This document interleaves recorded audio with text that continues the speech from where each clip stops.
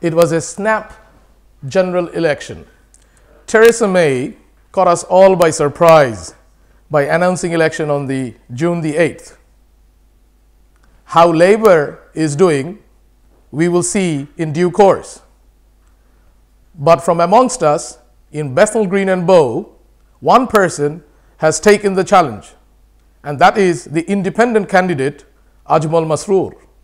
He is here with me today to participate in an interview discussing all about his plans and what he foresees in the coming days run up to the election. First, let me introduce all the candidates Ajmal will be contesting. Labour Party candidate Rushnara Ali, who decided not to join in a debate. Charlie Chirico, Conservative candidate. William Dyer, Lib Dem, confirmed that he wants to participate in an interview. Alistair Paulson, Green Party, confirmed he will be in our studios. Ian D. Wolverton, UKIP, no confirmation yet. And our guest today, Ajmal Masroor. Ajmal, Yes. I'll let you start off giving our viewers and us some introduction about yourself, your background, and your aspirations, and what motivates you into politics and the national election. Thank you for inviting me, and of course, thanks to our viewers, or your viewers, for tuning in. If you want me to tell you about myself, it's a very simple introduction. I'm not a complicated person in that way. I grew up in the East End of London. I used to live just around the corner from the studio in Shadwell. Lived there for 14, 15 years. I went to a local school, Bluegate Field, it's still there. I then studied further, went to a local secondary school, and I had businesses here. I have taken projects, programs, and so many other things. I have been working as a youth worker when I was younger. Even before that, I used to work in a newsagent when I was young, very young. So did some retail work, earning a bit of money. I then became a youth worker. I had full-time job with local authorities and central government agencies as community development advisor and consultant. I used to be community organizer for Telco, that's East London Communities Organization. I actually helped found that organization. Over the last 25 years, I've been involved with charity work. I've fundraised probably over £100 million worth of money and that we have spent in good causes in this country and abroad. I've been a broadcaster, doing television work, radio work, writing, commentating, discussing and debating on the mainstream, BBC, Channel 4, ITV, Sky. I've done them all. I have written books. I also offer people personal guidance on marriage if they need help on that. So I have done lots of things, mostly things that I find exciting and interesting. I became involved in politics quite a while back, actually. When I was young, I was always inspired by politics. I decided to join a political party. In fact, I joined the Labour Party first when I was very young. But when Tony Blair took our country to war, illegal war, Iraq war, I left. I could not stand a party where I believed its leader, the Prime Minister at that time, was prepared to take our country to an illegal war. I joined Liberal Democrats. Then I left Lib Dems in 2014, and I'll tell you why I've left them in a minute. And in the recent election, I'm standing as an independent candidate. So obviously I have a varied background. My parents are Bangladeshi, from Sylhet. They came to this country when they were young. My father, when he came here, it was 1956. Very few of our people were here. He worked very hard. He came from a very poor background. And from poverty, he has sustained himself, and he brought his entire family, and they're happy and they're doing well. I am married with 2 kids. I have 3 more... boys and girls? No, 2 kids, 1 each, of course. I've got brothers and sisters. I've got 2 brothers and 3 sisters, so 6 of us in the family. I've got cousins who live all across London. I've got cousins who live in America. So it's a wide variety of package, really. Done all sorts of things, alhamdulillah. I'm very proud of my life so far. In a nutshell, I've never done anything that I don't like. Fantastic. I've always done things that I like, except one thing. When I did my A-levels, I was studying science and I hated it. And then I left science very soon after my A-levels, and I decided to do politics and Arabic language further studies, and then did a master's in comparative theology at Birkbeck University. So that's my background, if that helps you. Absolutely. I'm sure the viewers are going to be quite keen to know more about you, and it has helped them for sure, and me certainly. Now, coming to the election, you know, when we look at Bethnal Green and Bow, we see there is a voters are approximately around 50,000, 52,000. That's how it was the last couple of elections. It's 87,000 voters. But casted 50 to 52,000 in the last couple of elections.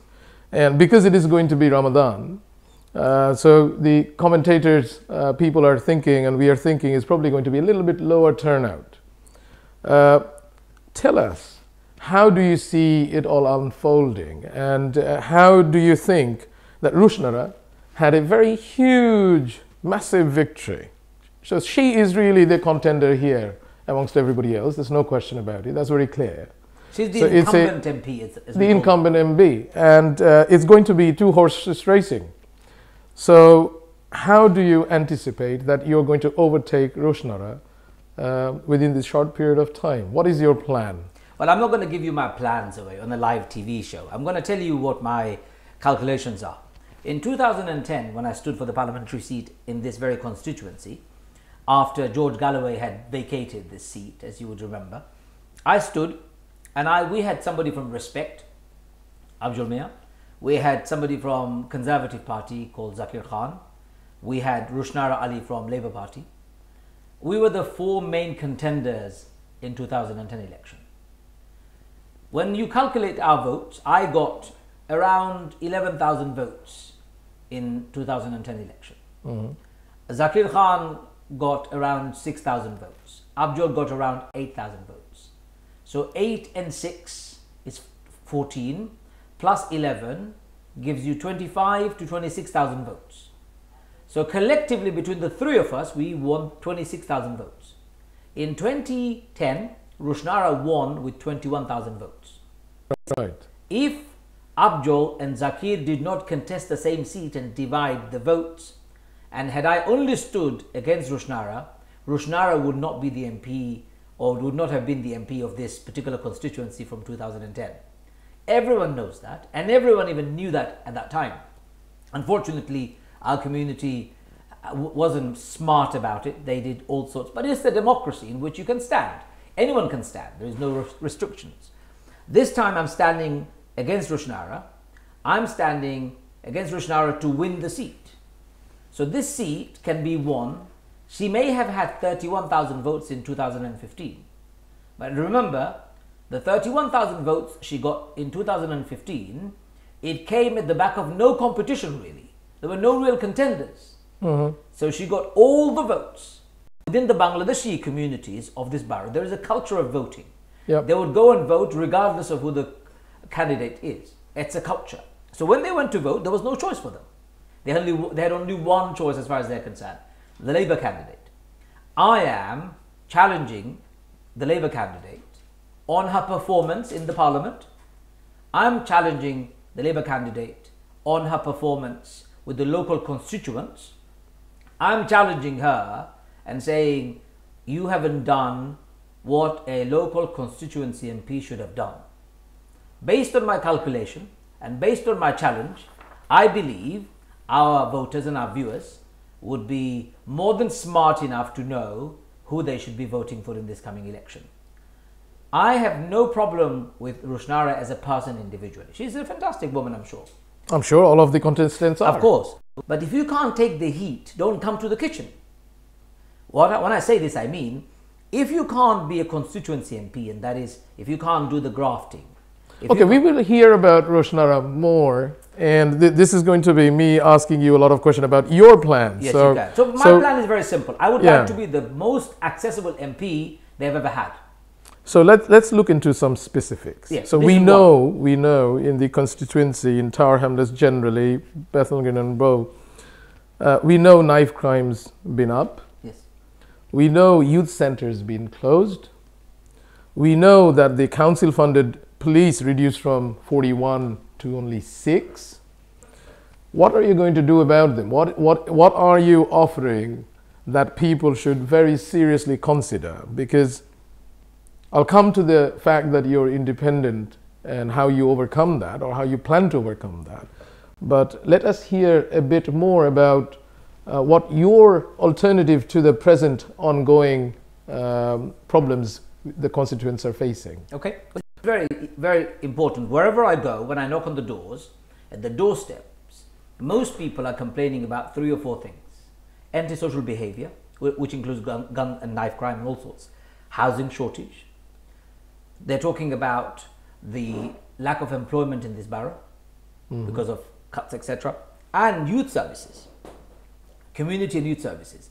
People are constantly complaining about all these things. So I'm saying something very simple. I'm saying to people that if you want an MP who could fight your corner, who could be your voice in the parliament, who could lobby on your behalf, who could challenge the elected mayor, who could bring the elected mayor and the entire council to question, who could put the local communities first, who could champion the local community, then I'm afraid Roshnara hasn't done that. She's been too busy fighting Jeremy Corbyn. She's been too busy firing at her own leader. Can you imagine you're an MP of a party and you start betraying your own party leadership by firing at your own leader, saying he should resign, by signing no confidence motion against him, by saying he should resign when the election is declared. Even worse, joining up with an alternative manifesto to Jeremy Corbyn's manifesto. To me, that's a disaster and a half. I won't do that. I will be fighting knife crime. I'll be fighting gang crime. I'll be fighting antisocial behavior. How will I fight that? I will tell local people that we need to empower these youth with services and facilities so that they don't roam our streets. When the youth have nowhere to go, remember they're all connected. Let me start from the beginning. A lot of our families live in overcrowded conditions. 2-bedroom house, 6-7 people live in the same house. Most of them are adults. Adults sharing one room, 4 adults sharing one room. It's almost uninhabitable. Therefore, these children, because they have no social space in their own homes, they have no relaxing space in their own homes, they loiter on the streets. While they're loitering on the streets, they could go to a safe space, such as a youth center, such as a youth club. But unbeknown to all of us, why and how the current mayor can rationalize this, only God knows, but he has decided to cut our youth services. He has decided to sack our youth workers. So you think that... Hold on a second, I'm finished yet. Okay. He has decided to reduce our youth services.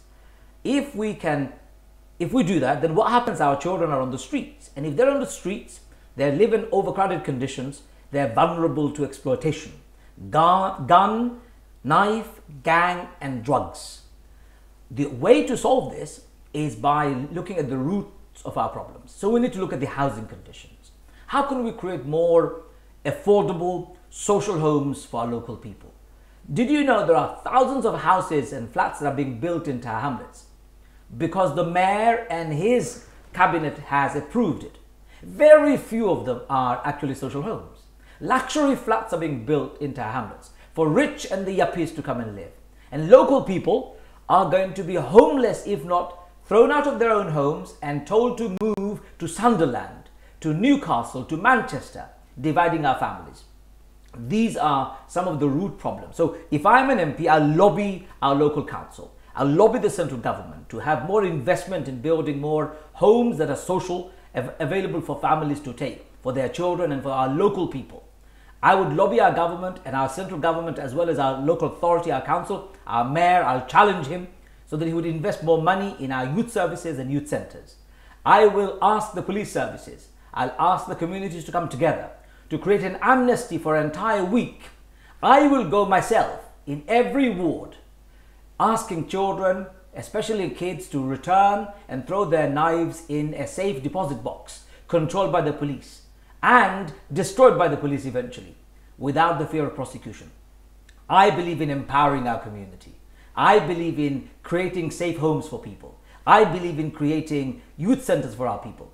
If I'm an MP, I'll lobby for all of those, and I'll challenge our mayor who has cut our local services, and I will challenge our central government, because an MP, I'll have a voice in the parliament. Okay, let's take a quick pause, and I'm sure you're quite empowering, and you're going to empower if you do make it to the MP.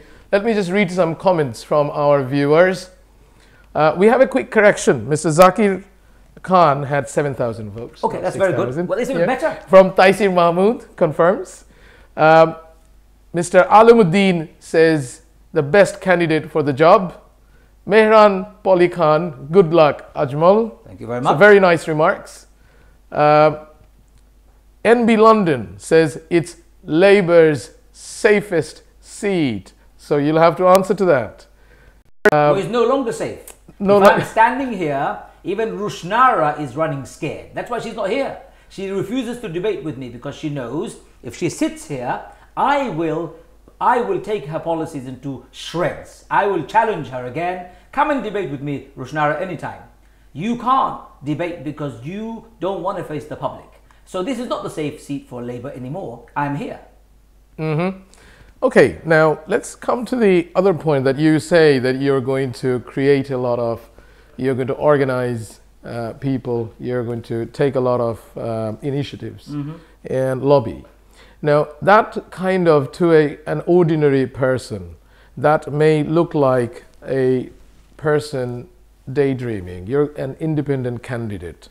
How are you going to overcome this mammoth task of delivering what is required for this constituency in the midst of all the lions and tigers fighting? How you're going to manage that? A very simple answer. Convince us. I will try. Very simple answer to you. You had an MP from a party for the last 7 years. She has done very little. If being member of a party makes you do more, I have a living proof. Very little has been done. She has ignored 73% of any inquiries that came to her from her local constituents. She is the bottom 2% when it comes to performance in responding to her constituents. When it comes to claiming expenses, she's one of the most high expense claiming MP in London.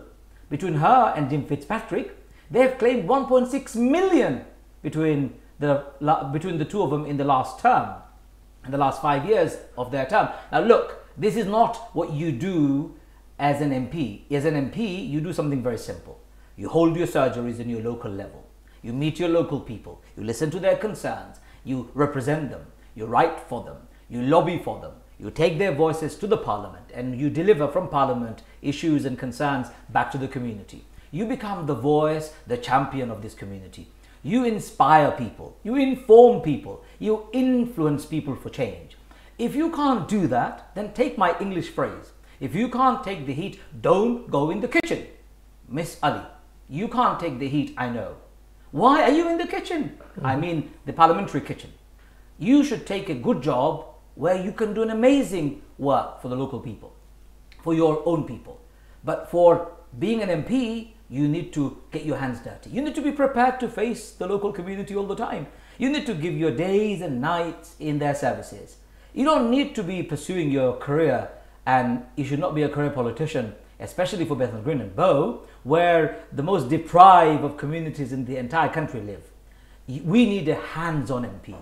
We need an MP who can actually be there for people. I can't solve their problems by myself, of course. I have to work with everyone. It's that connectedness. It's that togetherness. What about if there are, I'm sure there are going to be a lot of skeptics who are not just going to believe you, you know.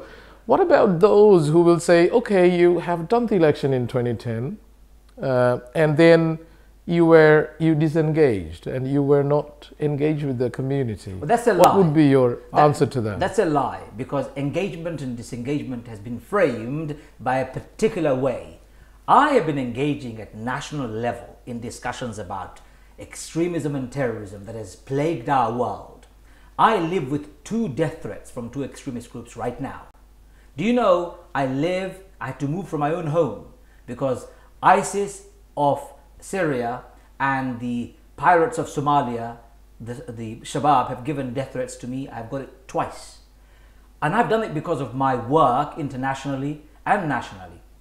I've been lobbying for rights of the migrant communities, those who live in this country with no paperwork, but they've lived here for a long time. They can't travel, they can't work. I've lobbied so that they could be given restricted permission to work, to pay taxes, so that they could be normalized as people. So welcoming strangers into citizenship, I've been working on those campaigns. I've been working on campaigns for our youth services. I've been working and training our young people up and down the country. I've run family programs. So all of these since 2010, still ongoing? Continuously, and I have been doing it from the age of 17. I've not stopped. So if anybody says I'm disengaging, they are actually misunderstanding the word engaging. Yes, Rushnara was the MP. If I wanted to come and compete with Rushnara, then everyone would say I'm stepping on Rushnara's toes. I did say to Rushnara Ali when she became the MP, Rushnara Ali, you are now the MP of this borough, of this constituency. If you need any help from me, I'm available anytime. 7 years have passed, Rushnara has not asked me for any help. Why should I come and step on her toes? We have local councillors who should have done the job. They haven't done the job because the party, Labour Party perhaps, at local level, haven't been challenged. I am fully engaged. Those who have failed in delivering are making this false allegation that I've disengaged. If you have been following newspapers and news programs, tell me which week has passed without me appearing on national television and national newspapers, commenting about our issues, representing our issues, fighting for our issues nationally. Give me how many other names who have done this. Even Rushnara as an MP hasn't done that. I suppose it could be a misunderstanding from many. No, so it's a good thing that you're talking about it, and probably it can be also mistaken or misconstrued when they see you in the national level. They don't think that you're available in the local level. So when our kids perhaps are stopped and searched, for example. Let me quickly read some comments. Please do. So we have a good thumbs up from Farhana Kruri. We have Yasir KC commenting, I wish I was living in Tower Hamlets so I could vote for him. And Sahin Ahmed, voters of Bethnal Green and Bow should vote for him 100%. Cool. So now tell us a little bit about your manifesto. You mentioned a lot of things, why you came, and what are the specific things? I see a flyer here. So this is the flyer of Ajmal Masroor. Why don't you tell us what is the main core things about your manifesto in a very briefly? Yeah, very good. I'm not going to tell the whole. The bullets or the buttons. I'll give you 5. Very simple and easy. I don't have to give you everything. Number 1, I want to deal with the biggest issue that our community faces, housing shortage. We need to do something about that. Number 1, by building more social homes. Second is our youth. When it comes to youth services, bring more investment for our youth, end knife crime, gang violence, and all sorts of antisocial behavior from our streets. Number 3, we need to protect our NHS. I believe, and I actually support Jeremy Corbyn on this, we should scrap all the PFI contracts, which is the public-private finance initiative that Tony Blair's government introduced. We as taxpayers have paid huge amounts. Instead of paying for our treatments, we're paying so much money to private developers and they're reaping benefit from our misery and our illnesses. Number 4, I'd like to support our local businesses. Small businesses, I would be proposing that local authorities introduce proportional rates. So small businesses pay less, bigger businesses pay more. So supporting them. And the 5th one is to create employment for young people. Do you know we live between 2 of the richest pockets of our country? On one hand, we have the city, and on the other side, we have the docklands. If people of the city and docklands were to throw their loose change in our direction, would be very rich people in Tower Hamlets. But we don't want their loose change, if you understand. We want opportunities for our children. We want these city bankers or city institutions, the financiers, the big massive industries that we have on both ends of our borough to create opportunities for our young people. So young people could find opportunities for work experience. apprenticeship, training, and a prospect for more full-time employment that are permanent. These two pockets, as I call them, sandwich us in the middle. If they were to offer our children, our kids in our borough opportunities, we would be very rich and prosperous. So all of those things I would do, and of course I would do more. One more thing that I've forgotten to mention. It's about our government's relationship with international community. It's foreign policies. I'm the only one who is talking about foreign policy problems. Our government has unethical foreign policies all its history. We have Tony Blair who took us to unethical war, illegal war in Iraq. We have successive governments supplying arms to dictators and despots. We have successive governments doing all sorts of illegal things and turning a blind eye to the problems of the world. If I'm elected, I will be inviting, calling and lobbying for ethical foreign policy to be the foundation of our engagement with the world. I've given you 6 out of 12. I think those 6 would be enough for now for our conversations. If you want to ask more, you can. No, that's good enough. Now, coming to the question of your Corbyn and the issue you have raised about Rushnara fighting Corbyn. Yes. Now, Corbyn, how do you see Corbyn's manifesto? And how do you think, I mean, there seems to be a very huge alignment, especially Bethnal Green and Bow has huge Muslim population. Yes. And Corbyn has made it in certain terms. Let me just read this from his manifesto. Labour is committed to a comprehensive peace in Middle East based on a two-state solution, a secure Israel alongside a secure and viable state of Palestine.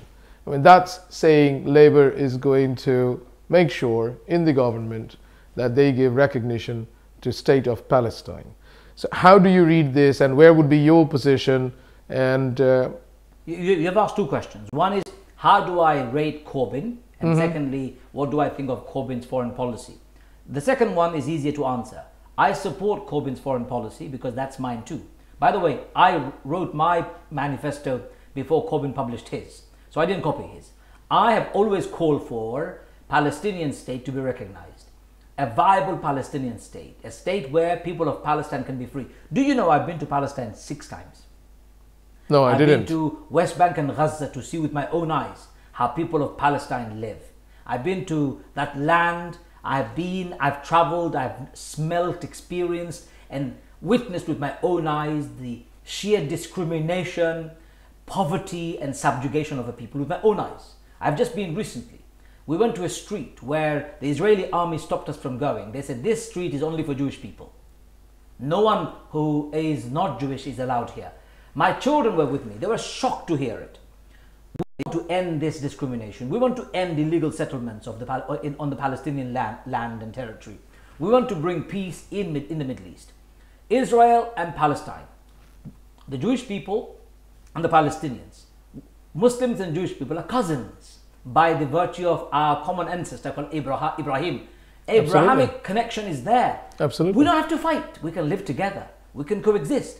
I have always called for coexistence, never called for violence, never called for fighting, never called for destruction of any people.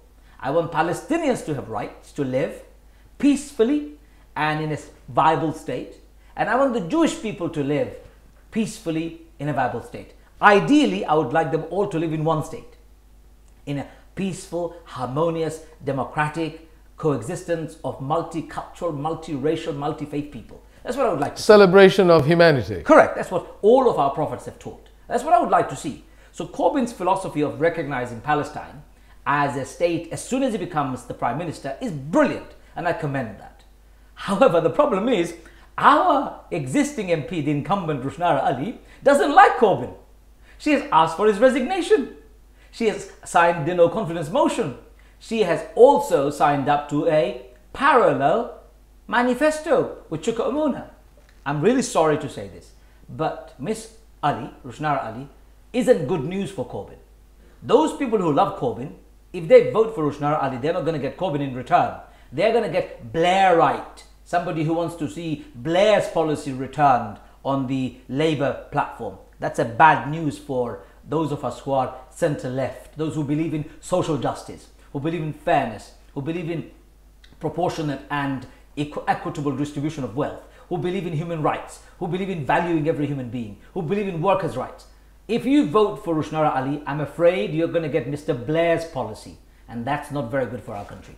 So I'm saying I support Corbyn very well. I also support Corbyn's manifesto, but I published my manifesto before Corbyn's. So you should be asking Corbyn this question. If you become elected, yes, and Corbyn makes it to the Premier, or even if he doesn't, but he stays as the leader of the opposition, will you join Labour? That's a very good question. Joining a party is not on my radar at the moment. I'll tell you. But would you align with them? I mean, you would be independent. So let me explain this to you. As an independent candidate, if I'm an MP, I'd rather be accountable to my local people because they voted me. I don't want to be accountable to an unelected bureaucrat who sits in an ivory tower of a party and decides who can be sacked and who can be unsacked as an MP. I don't want that. I want local people to have a say over who I am. Local people that will vote me in, and if they don't like me, they can vote me out. Anytime. That's not a problem. If let me make a promise. If the Bethnal Green and Bow constituency come together and decide that Ajmal Masroor should no longer be their MP, I'll stand down. Anytime.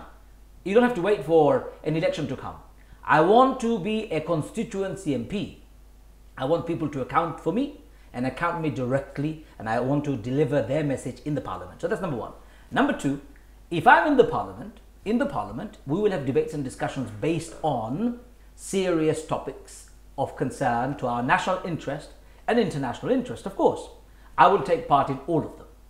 If a party was proposing a motion, if I want to align myself with a party where my principles and my philosophies and the views of my constituents are in conformity, of course I will align with them. If it conflicts with the voters of my constituency, I won't. So joining a party or not joining a party is an irrelevant question. And final thing about being an MP. Did you know every MP has the same privilege, same power, same access in the parliament? Everyone. If you are part of a government, you have a portfolio, you have a department that you manage. But departments are managed by you while it's delivered by civil servants. Every MP has access to all parts of British Parliament. So as an independent MP, I will not be deprived of anything. It's a myth. How do you tackle the question? Because there are people who are going to look at the pros and cons and they're going to say, okay, Mr. Ajmal Masroor hasn't been an MP before.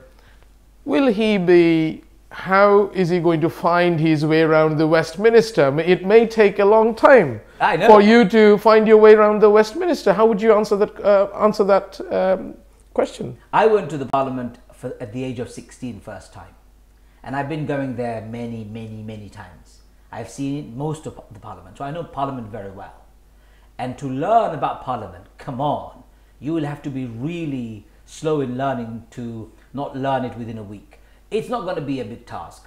Portcullis House is the new building, and the old building, the Parliament itself, is going to be renovated.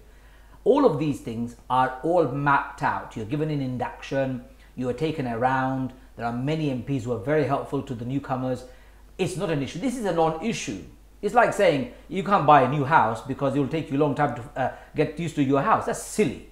That is not even a rational argument to put forward. Anyone who takes up a new job, they learn about their job, but that does not stop them from being a constituency MP. So what will I do while I am learning my job? I'll still run my surgery. I'll still be locally available. I'll still be representing people's views in the Parliament. I'll still be debating in their house. I'll still be making relationship with various people in different parts of our country, especially in our constituency, especially the stakeholders. So no, that is not true that a parliamentarian would waste too much time getting to know the House. I already know the House pretty well.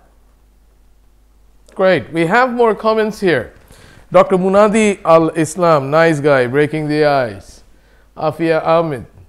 That's normal to take time in Parliament. Rome was not built in a day. Absolutely so we have, right. Yes, indeed. Absolutely. Mumzad Subhani, great guy. Sayad Uddin, amazing. So you have a lot of, by now, we have more than, we have 64 shares. A lot of people are watching at the same time. And we have countless comments here. So loads of comments there. Can't read them all. So Now coming to another aspect of Ajmal, which Yeah. is you're an imam as well, Yes, right? there's You're nothing an wrong- imam, so nothing you wrong with that. lead in Juma. No, absolutely, that's fantastic. It's not nothing wrong. That's applaudable. That's something excellent from any calculation of it. How do you?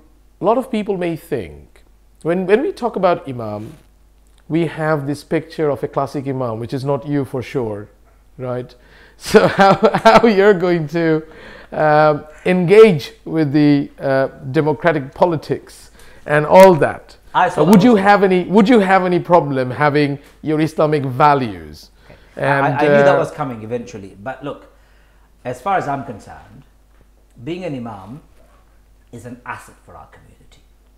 If I'm in the parliament as an imam, I'll be the first of its kind.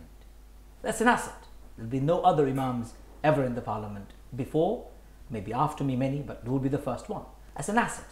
That would be a reason to celebrate. Secondly, what is an imam? An imam is somebody who can provide guidance to the community, help them, spiritual as well as social.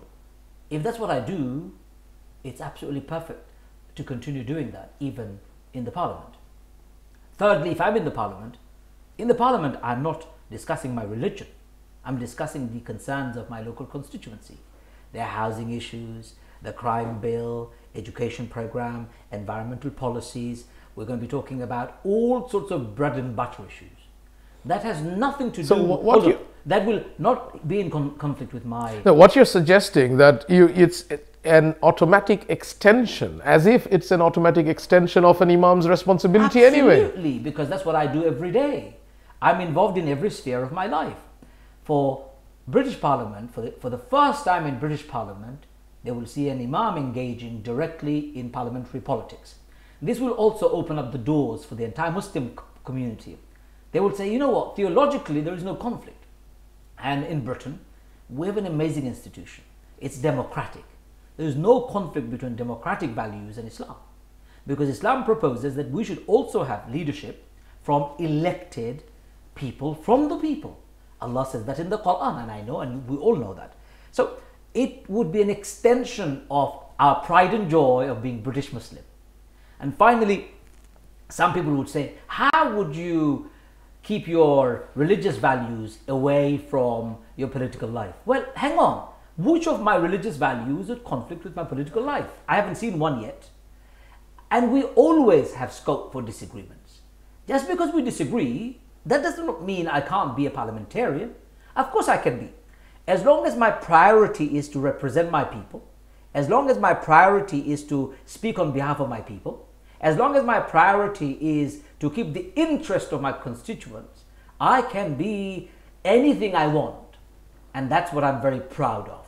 Being a father, being a son, being a brother, being British, being Bangladeshi, being an imam, being broadcaster, being a youth worker, I don't even mind sweeping the streets if that's going to keep my country happy. To me, that's what our faith is all about. Our Prophet said, part of your faith is to pick up the litter from the street, to keep your streets clean. I will do that. So I think we need to debunk this myth. An imam is somebody who's aloof from the world. An imam is somebody who is disconnected from the realities of the world. That's far from the truth. I am very connected and I'm very aware of the political nuances that underpin our British democracy. And I will make sure the people's interest and the benefits of people are the motto of my work and my service. Well, we have more nice comments. Sanwar Ahmed, nice man, go ahead. Syed Nazrul Shumon, may Allah make you successful.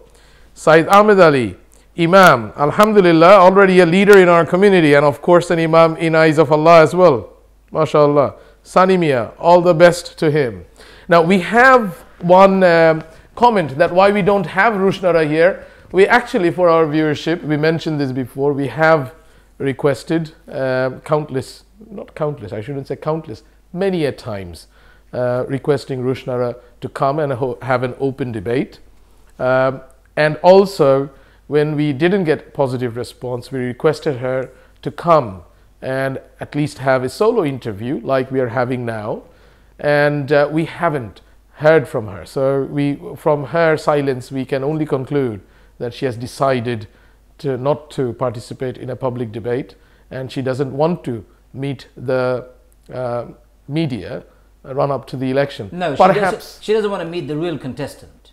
She does not want to meet me, because she knows if she meets me, she will have to answer some hard questions. I'm sure she would be very hard on you more than what I'm asking you. Anytime because she wants. If you would organize a debate and if Ms. Rushnara Ali wants to come, I'll be happy to come back again. It's a simple thing. I'll be asking Rushnara some simple questions. And you make yourself available 24/7 whenever she gives the time. Anytime. I'm asking, it's an open challenge. Any channel within our community wants to hold a debate. Anytime. I'm here. Call me up. I'll be there. Look, I'll ask Rushnara 3 simple questions. Rushnara, where have you been all this time for the last 7 years? Why has our community not found you?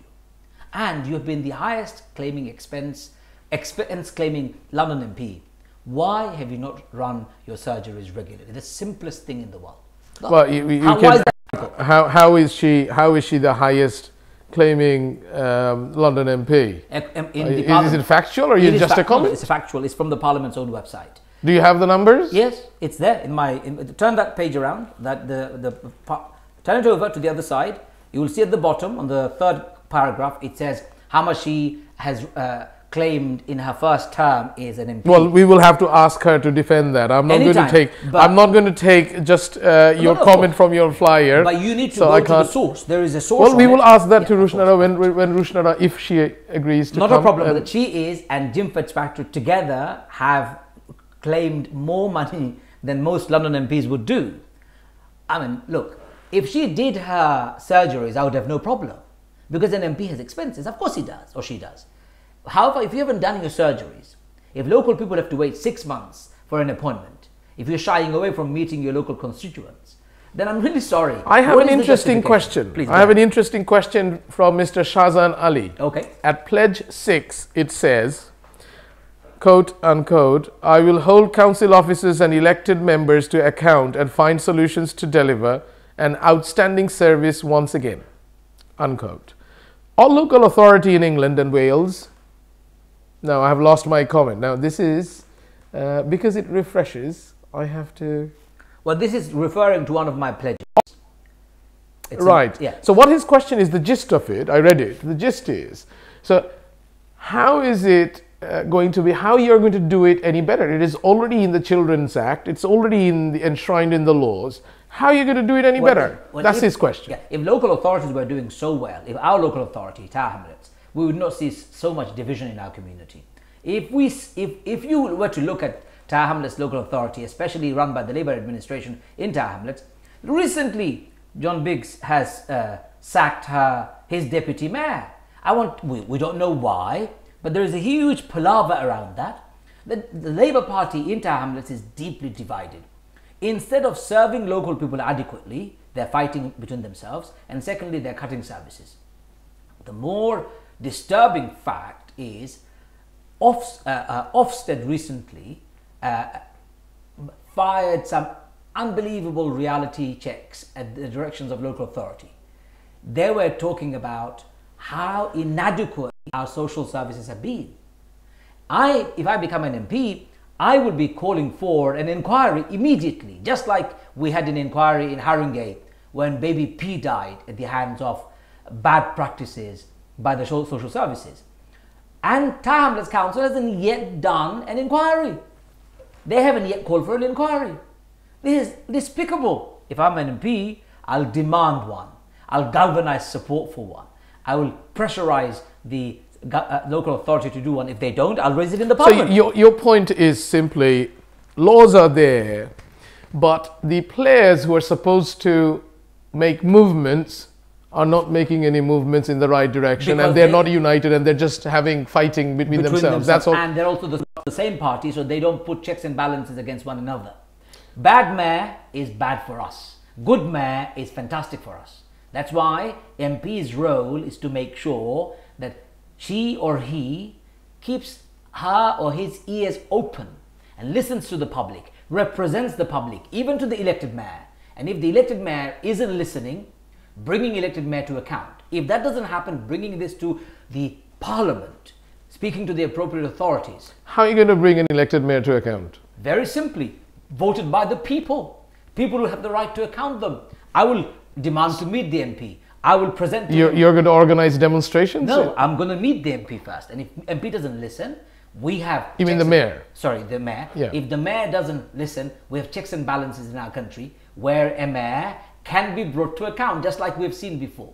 So there are measures in our country. The problem with the Tower Hamlets Labour Party is that it's infighting all the time. Unfortunately, that infighting takes them away from serving people. If I'm an independent MP, I will have the voice and the guts, I believe, to stand up to the mayor. I told him the other day, John Biggs, it's because of your cuts at youth services we have Jaminur Rahman dead on our street. It's because of your cuts at our youth services we have our kids roaming our streets. If you didn't cut, the kids would be okay and finding, maybe Jaminur Rahman would be still alive.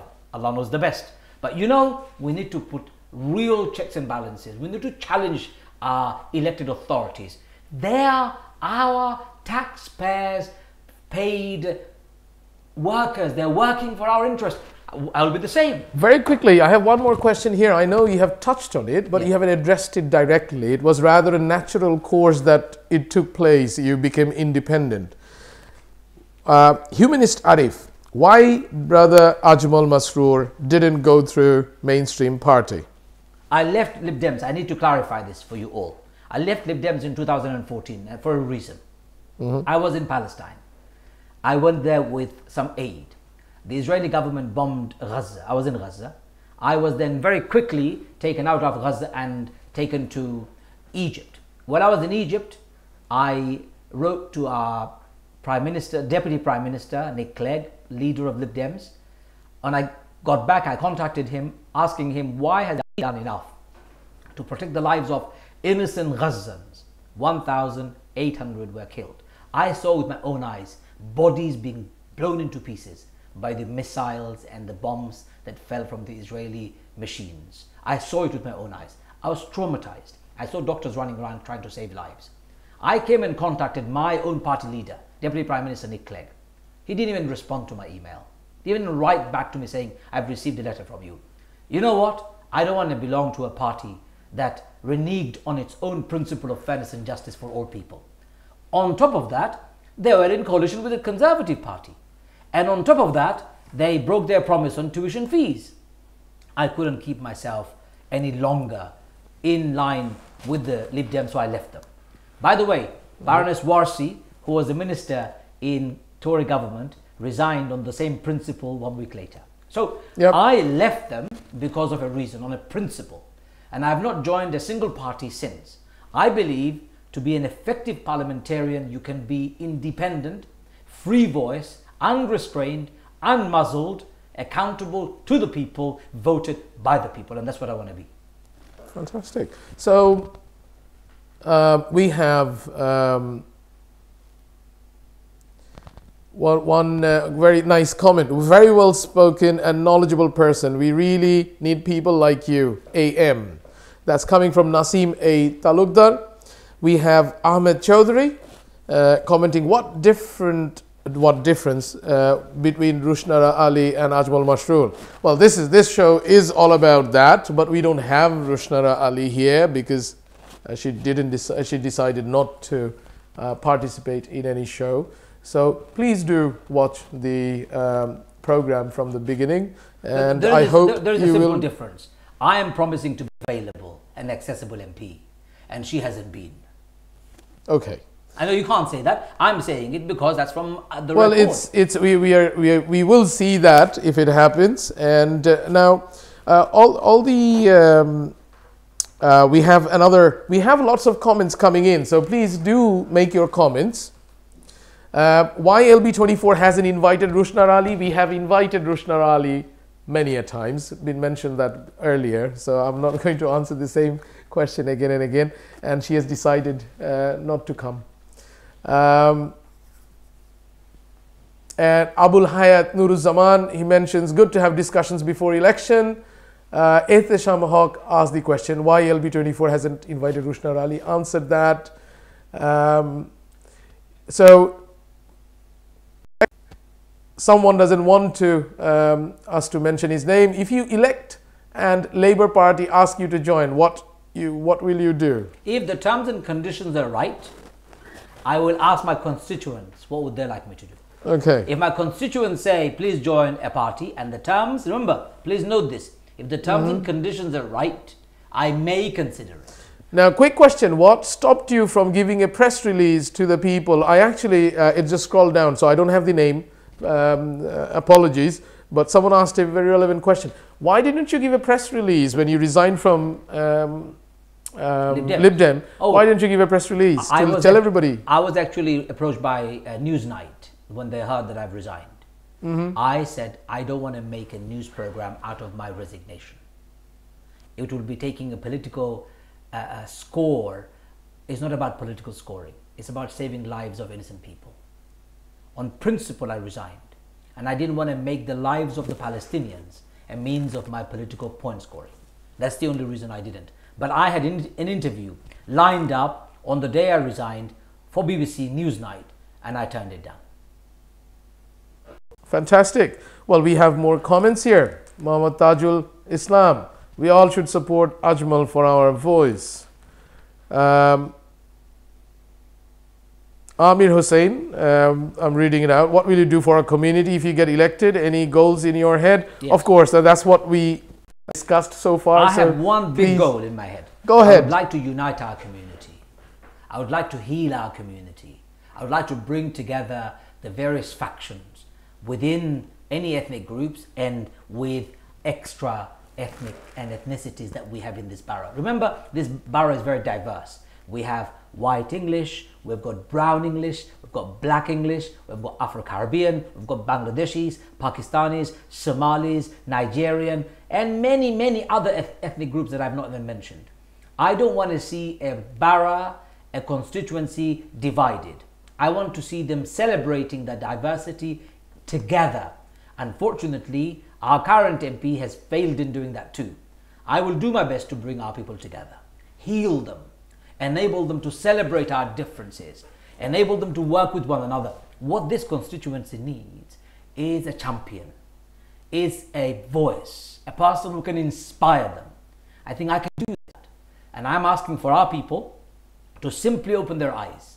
Forget about Labour Party in Tower Hamlets when it comes to Bethnal Green and Bowes 2017 election. Vote for a person who can actually make a difference. And I believe I can. Existing MP couldn't. So it is going to be our viewers and the voters who are going to decide whether Mr. Masroor is a motivating factor for them or whether he can be the motivation to unite the community. One of my teachers said something very beautiful. Let me say this to you. One of my teachers said to me the other day, son, winning one heart is difficult. Have you tried to win your wife's heart? I said, I try. He said, it's difficult, isn't it? I said, yes. He said, you're trying to win hearts and minds of 87,000 voters. It's a monumental task. It's bigger and more arduous to do this with 6 weeks on your hand. He said, you may not be able to do it, but keep trying. And you know what? I never say I can't. I always say I can. Because with hard work, with determination, and with the support of our viewers, and with an open eye, if they listen to what I have said, I hope I can win their hearts and minds. I hope they will give me their votes and trust me to deliver on my promises for the next 5 years. If I fail, and I'm saying it again, you can vote me out anytime. Rahul, lastly, what is the question you would like me to ask you which I haven't asked you? What would I like to do after the day the election results are announced? And considering that you have won the election? Well, you could ask both. Go ahead. You know what, I'm not going to answer that question even though I put it to you, because I can't predict this. And the real fight is going to be between myself and Rushnar Ali. I know that because every door I go to, every person I meet, they're all longing for change. Please note my words again. Everyone is longing for change. They want to see change in this borough. They're sick and tired of the old politics. Many politicians have taken us for a ride. They tie their dirty strings around our neck and they pull us left, right and center. It's about time we changed that. It's about time we ended the politics of bag carrying for somebody else. It's about time we changed the politics of boot licking of others. We have a community who is confident. You have a voice. Deliver this. And I want people to know that together we can make a huge difference in Bethnal Green and Bow. They just need the right MP. And I'm hoping to become that MP who can deliver on their behalf some of the promises I've made. Well, we are coming to an end of the show. Time is very limited, and there are more questions coming about Brexit and quite a few other things. Please do so ask I'm not the question going about to. Brexit. But we have very short time. I'll We'll have answer it very 30 briefly. seconds. Okay, I go can for it. only say it in 15 seconds. Brexit is a huge turning point in British politics. The next government can determine the success of Brexit deal. If you genuinely want Corbyn as PM, you would have stood. Right, there you go. Now I have lost the question because it scrolls down. And it's a the question huge about question. Brexit is very important. Right. I believe leaving Europe is a big mistake. We are shutting down the doors of opportunities for our children to travel, to live, to work, to roam freely across Europe, 28 countries. It's a suicidal move. You will still be able to travel with your British passport without having any visa. So that really is, traveling is not the question here. Holiday is not the question here. It is, because you won't be able to settle. You won't be No, able to you don't trade. need a visa to travel to Europe even before Britain, got into the European Union. We'll come to that. We don't have time. but I will give you 1 minute. Okay. 1 minute to make your pitch to the viewers. Well, I thank you very much. I'm really delighted to have been invited. And also thank you very much for watching so patiently from home. If you want an MP who would be most accessible, an MP who could challenge the unfair treatment of our people, if you want an MP who could fight for your rights for affordable homes, if you want an MP who could lobby on your behalf with the businesses for opportunities for your children, if you want an MP who could stand with you in your small businesses, if you want an MP who would walk with you, who would spend time with you, and who is available, that's me. That's what I'm offering. A change, an alternative way of doing things. If you want an MP that you would find when you are happy to celebrate with you, I'm here for you. If you want an MP who would be standing at your sorrow and most difficult times, I will do that too. At any time, if you don't want me to be your MP, you can collectively vote me out, like I've said. You don't have to wait for my term to end. Look, the election coming up, you only have one alternative, and that is me. If you truly want change, hopefully you'll vote for me. Thank you very much. Well, with that, we are going to end today's program. We still have more interviews with candidates who has confirmed from Liberal Democrat William Dyer and Alistair Paulson of Green Party. Stay with us for the next interviews. We will inform and announce the dates once we have confirmation from the candidates. Thank you very, very much to all the viewers and those who have commented, liked and shared. Please share LB24 TV's General Election 2017 special program. Thank you.